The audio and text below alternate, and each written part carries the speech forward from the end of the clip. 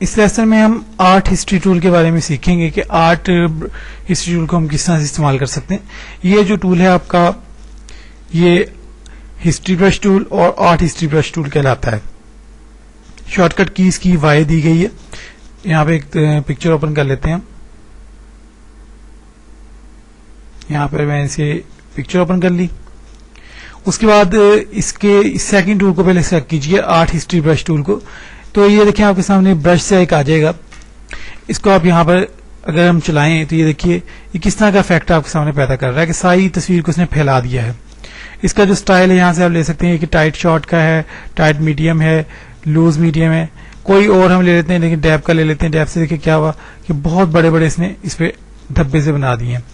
Loose curl, ये देखिए इस पे कर्ल्स आ जाएंगे आपके पास तस्वीर के ऊपर। तो ये इफेक्ट्स हैं मुख्तलिफ जो ये पैदा करता है। ये देखिए आप इन्हें अपनी मर्जी से इस्तेमाल कर सकते हैं। शाइट डॉट, इस तरह की चीजें आप इस पे अप्लाई करते हैं इस टूल की मदद से। ये मुख्तलिफ इफेक्ट्स हैं जो हम मुख्तलिफ जगहों पर इस्तेमाल कर सकते हैं। अब इस इफेक्ट्स को वापस लौटाने के लिए एक तो तरीका है कि कंट्रोल Z करें।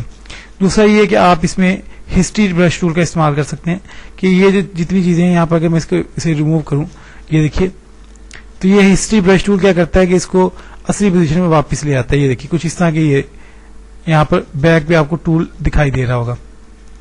दूसरे लफ्ज में इसको इसने इरेज तो कर दिया है, लेकिन अगर हम इसको एक आर्टिस्टिक इफेक्ट की तरह इस्तेमाल करना चाहें तो ये बहुत ही प्यारा इफेक्ट पैदा कर सकता है। ये देखिए इसको मैंने सारे को पहले यहाँ क्लियर करा दिए। अगर इसे क्लियर ना करूं यहाँ पर, ये बिल्कुल ऐसे लगेगा जैसे यहाँ पर मैंने कोई आइस का इस्तेमाल किया है। ये देखिए अगर मैं इस पर इसके बैकग्राउंड पर इस नीले हिस्से को इस्तेमाल करवाता हूँ, ये देखिए थोड़ा सा खराब करते हैं इसे इस तरह से।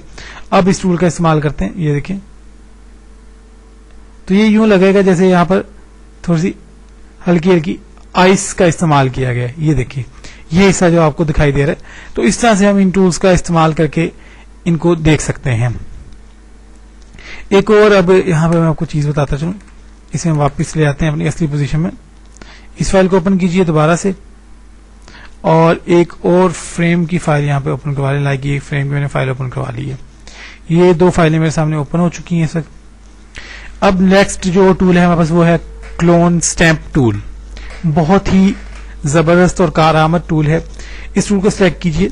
इसका काम भी हीलिंग टूल से कुछ मिलता जुलता है। इसमें यह है कि आप इसका एक एरिया सिलेक्ट कर लीजिए। लाइक मैं इनकी फेस के एरिया को सिलेक्ट करता हूँ। वो भी इसके लिए तरीका यही होगा कि आप आल्ट की को प्रेस कीजिए, उसके बाद उस हिस्से को सिलेक्ट करवा लीजिए। देखिए मैंने आई के हिस्से पे एक दफा क्लिक कर दिया है। उसके बाद यही पोजीशन में आपकी इस तस्वीर पे अप्लाई करूंगा। इसको एक दफा सिलेक्ट कर लीजिए तस्वीर को और उसके बाद यहाँ पर इसको चलाना शुरू करें। ये देखिए ये उनके आई वाली साइड से ही तस्वीर को उसने यहाँ पर चलाना शुरू कर दिया है। लेकिन हीलिंग और इसमें बहुत फर्क है। वो फर्क ये है कि जब मैं इसको छोड़ूंगा, ये देखिए इस तस्वीर को इस तरह से, तो ये जो की तू रहेगी, इसमें कोई इफेक्ट पैदा नहीं होगा क्योंकि इसको मैंने इफेक्ट दिया ही नहीं है। सिंपल इसको मैंने क्लोन किया, वहां से मैंने स्टैंप बनाकर इसकी यहाँ पे से पेस्ट करवा दिया। ये इफेक्ट्स आप इसमें खुद से यहाँ से दे सकते हैं। लाइक ये देखें, इसको मैं लाइटनिंग का इफेक्ट दे दिया, स्क्रीन का इफेक्ट दे दें, ओवरले का इफेक्ट आ सकते हैं। ये इफेक्ट्स आप यहाँ से दे सकते हैं। इनको आप खुद से इफेक्ट यहाँ पे नहीं देंगे, आपका इफेक्ट ऑटोमेटिकली यहाँ से अप्लाई हो जाएगा। ये देखिए तो ये इफेक्ट्स आप दे सकते हैं। तो ये क्लोन टूल में और इसमें हीलिंग में थोड़ा सा फर्क है कि आपका हीलिंग के अंदर ऑटोमेटिकली इफेक्ट यहाँ से अप्लाई हो जाता है, जबकि इसके अंदर ये इफेक्ट आपका अप्लाई नहीं होता। जैसे ही आप चीज यहाँ से कॉपी करते हैं वैसी की वैसी यहाँ पर आकर पेस्ट हो जाती है। इसी का जो दूसरा ऑप्शन है इस टूल का, वो हम देख लेते हैं। वो है पैटर्न स्टैम्प टूल।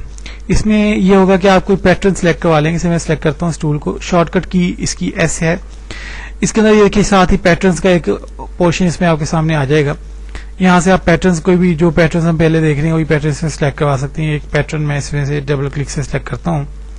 उसके बाद आप इस पैटर्न का इस्तेमाल यहाँ करवा सकते हैं। ये देखिए जो पैटर्न मैंने वहां से सिलेक्ट किया वही पैटर्न हम इधर भी इस्तेमाल करवा सकते हैं।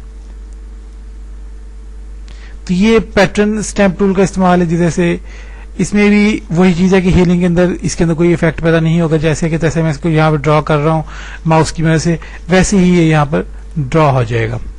तो ये इसका इस्तेमाल है।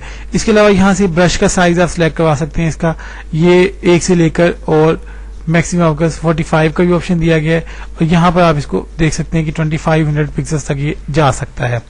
तो बाय डिफॉल्ट इस पे जो ये यूज हो रहा होता है वो 9 पिक्सल्स का होता है, वो आपके ऊपर डिपेंड करता है आपको किस किस्म की सिचुएशन इसकी चाहिए। लाइक ये देखिए स्टार की सिचुएशन अगर मैं लेता हूँ तो अब ये इस तरह से हमारे सामने देखिए आ रहा है कि छोटे छोटे स्टार्स इसमें बनने शुरू हो गए हैं, ये देखिए। तो इस तरह के इफेक्ट्स आप इससे पैदा कर सकते हैं। ये आपके क्लोन टूल का इस्तेमाल हो गया, और साथ मैंने आपको हिस्ट्री ब्रश का टूल का भी इस्तेमाल बता दिया।